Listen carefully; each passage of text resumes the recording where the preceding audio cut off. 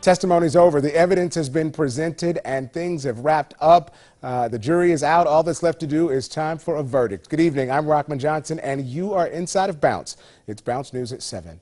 Now, what we're understanding is the jury is out. They've been deliberating for several hours now. That's the essence of this entire timeline. People are trying to figure out whether it's murder or self-defense. And in closing arguments, that's exactly what attorneys worked to hammer home.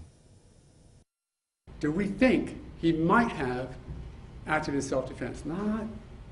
Not convinced. I have some doubt, I have some concern that he just may have acted in self-defense. And if you reach that conclusion, you get to stop. You really do. Why? Because self-defense is a defense to everything. To littering, to speeding, to battery,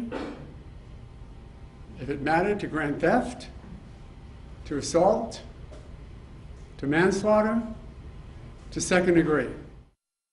Now, in the rebuttal, the state made its argument for why George Zimmerman's idea of self-defense is indefensible. This case is not about standing your ground. It's about staying in your car like he was taught to do, like he was supposed to do. And he can't now cloak himself with the noble cause of a neighborhood watch coordinator, violate its cornerstone principle, and expect you to absolve him of his guilt. And with that, both sides had concluded their statements, and it was time to place George Zimmerman's fate in the hands of the jury. Your duty is to determine if George Zimmerman has been proven guilty or not in accord with the law. And that brings us up to right now, with the eyes of the nation watching Sanford and the courthouse and waiting for a decision. And joining us tonight is Kwame Thompson. He has a legal perspective. Kwame, thanks so much for joining us. Thank you for having me, Rockman. And of course, I know you've been watching this case like we all have. And the main question is, how long do you think jurors are going to take to come back with a verdict one way or the other? Well, Rockman, it's really hard to tell.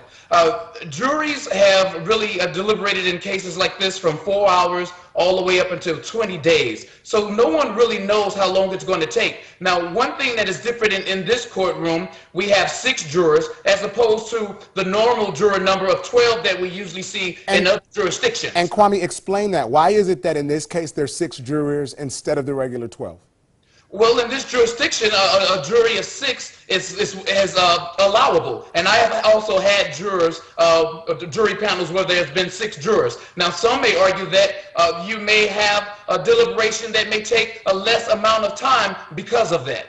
Now, does that matter? Do you think that it is a disservice to have less jurors on a jury panel?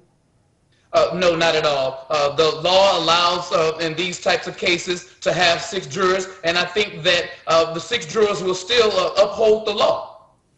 Now, of course, you know, the million-dollar question, which I'm going to wait to ask you at the end. I'm going to tell you now, I want to know what you think the outcome of the case is going to be. But I talked to a friend of yours who is part of the legal team for the Trayvon Martin family, and Natalie Jackson. And Natalie and I talked the other night, and she said she was horrified by some of the things that the defense presented to try to incriminate Trayvon Martin. How do you feel about the way the defense presented its case? I believe that one of the defense attack of his friend, Mrs. Rachel Jean Tell, I think was very disrespectful. And I don't think that the judge should have allowed the fact that Trayvon Martin had marijuana in his body, because it was such a minute amount that all of the professionals have stated that it would not have affected his mindset. With that said, I believe that the defense is going to have a hard burden to prove, well, actually to disprove, because the burden, of course, is on the prosecution. But Zimmerman is claiming self-defense, and there are no eyewitnesses, and Zimmerman did not take the stand in his own defense. Let me ask you this. It's the million-dollar question. I know we'll be going in on the show. You usually join me online for conversation, so please do that after the show. But the question is, Kwame, who'll win it, prosecution or defense? What's the charge going to be, and who's going to win? From day one, I have paid attention closely to this case, and at some points, things have flipped back and forth, but I believe that the prosecution has met their burden of proof. And the jurors should come back, in your estimation? I believe that we'll see an answer within 15 hours. 15 hours. We'll look forward to Yes. it, and we'll look for your conversation online. Thank you so much, Kwame. Thank you. Again, our friend and legal analyst Kwame Thompson joining us from Atlanta.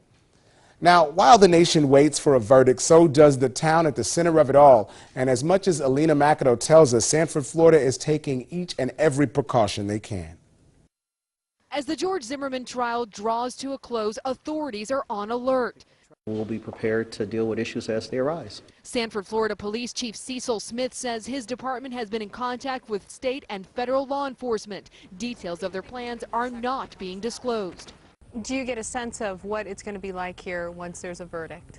You know, if you look around the streets right now, you see people riding bikes and it's nice and peaceful. This is what it's been for the past, I'm going to say, 12 months. And that's how they want it to stay. But some are using social media to call for violent protests if Zimmerman is acquitted. You know, there's a great deal of chatter that's out there. You know, the interesting part is that with social media now, you can be anywhere and do anything and believe that people aren't watching or tracking what you're doing. Authorities are taking notice and community leaders are speaking out. The president of the Seminole County NAACP says no protests are planned. He released a statement saying in part, "Remain calm and peaceful because we definitely are advocating nonviolence throughout the United States, not just here in Sanford. Whatever the outcome is, accept the verdict." On a national level, African American leaders also are calling for peace.